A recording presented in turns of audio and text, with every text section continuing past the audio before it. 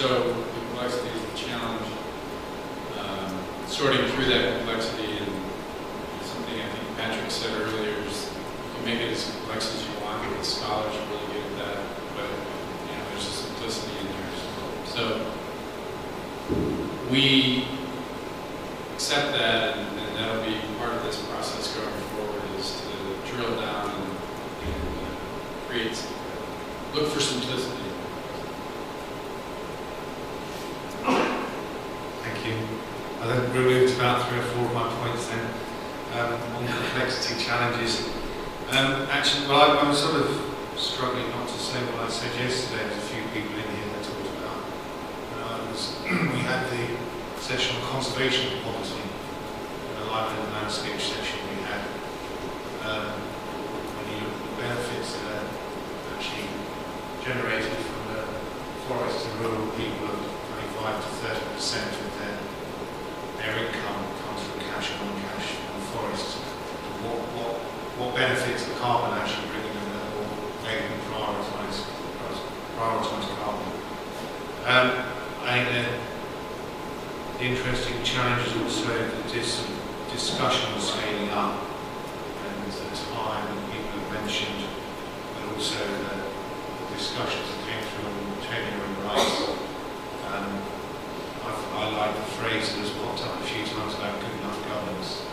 Good enough governance is, what you need to drive it forward.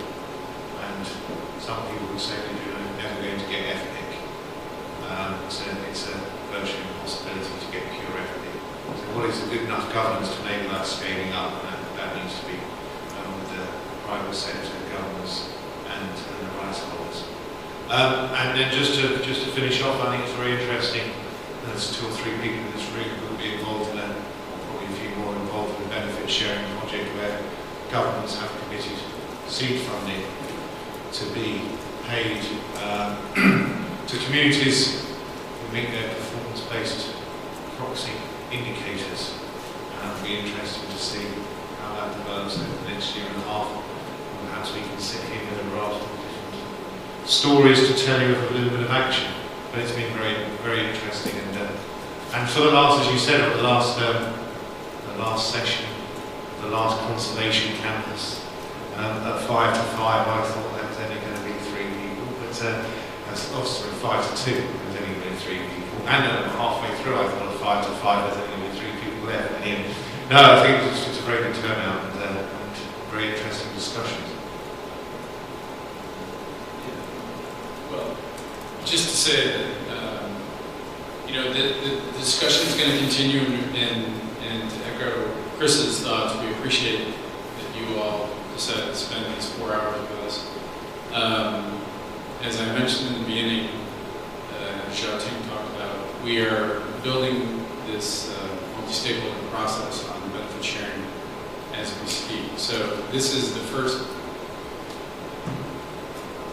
While we take what we learned from the previous 5 years of discussions that we've had and the knowledge that we've built, this is really the first time that we've had the chance to sit down and think in a concentrated way about what we need to learn to build the initiative and to advance it. So we'll put together a little summary of what we talked about and post the presentation, so stuff in more detail and have more time with it, can do that.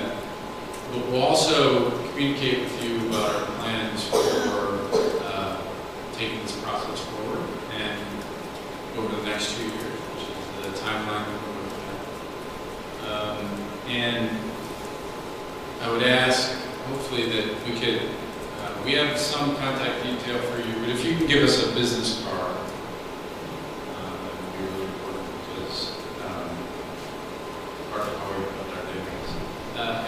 so, with that, I think,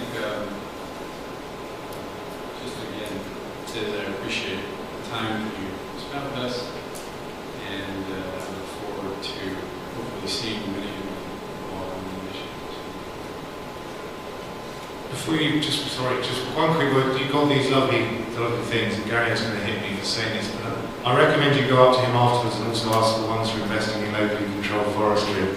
because it's also very interesting to see some of the comparisons between the REDD. A lot of overlaps. He's only got about 5 left. Going to speak. Okay, thanks very much, gentlemen. So with that, we'll wrap up. And I was just thinking at the break of a 9-year-old boy that I met a few years ago.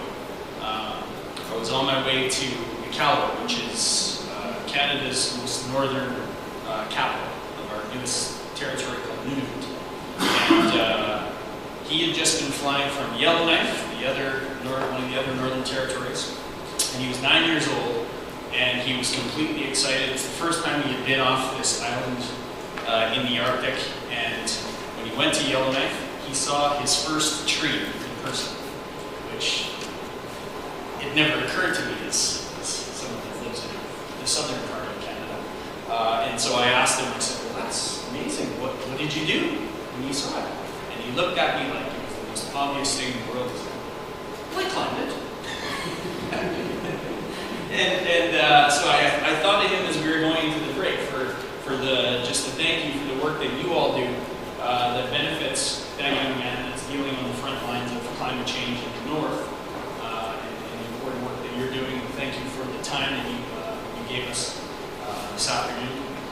And safe travels back to your corners of the world. And as Gary said, we'll be in touch. And thanks for your time.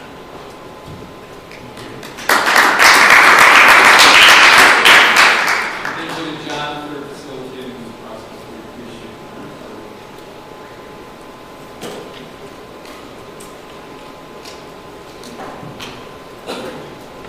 We can stay.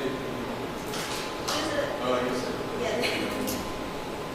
Evaluation will be used by the IUC and organizers to basically assess like how less the company can assess, so you can do it out there with the